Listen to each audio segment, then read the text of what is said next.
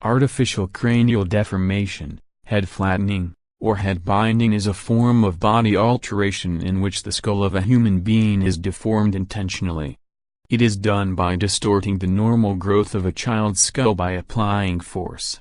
Flat shapes, elongated ones, produced by binding between two pieces of wood, rounded ones, binding in cloth, and conical ones are among those chosen.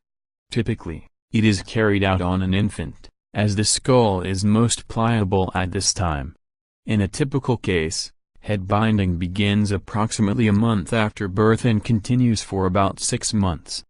Intentional cranial deformation predates written history. It was practiced commonly in a number of cultures that are widely separated geographically and chronologically, and still occurs today in a few places, including Vanuatu.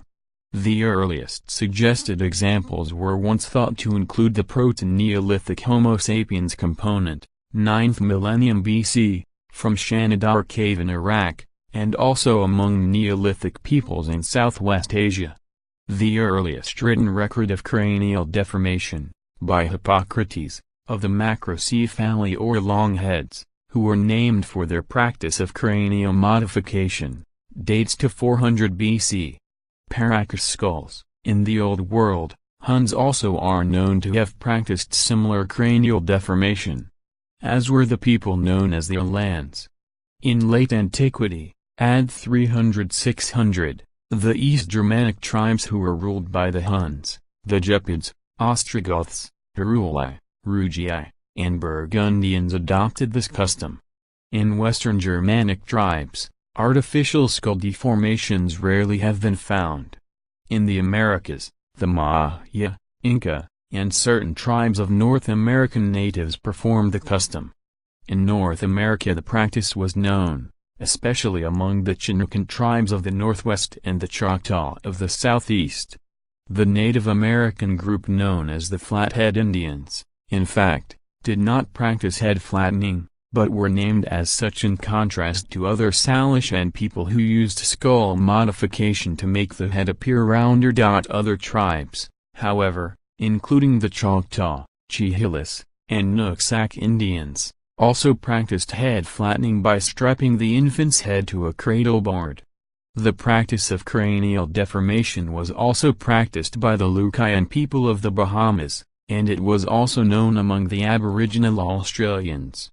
Friedrich Ratzel reported in 1896 that deformation of the skull, both by flattening it behind and elongating it toward the vertex, was found in isolated instances in Tahiti, Samoa, Hawaii, and the Paumotu group, and that it occurred most frequently on Malakula in the New Hebrides, today Malakula, Vanuatu, where the skull was squeezed extraordinarily flat. Deliberate deformity of the skull. Toulouse deformity, ban visible in photograph, is used to induce shape change.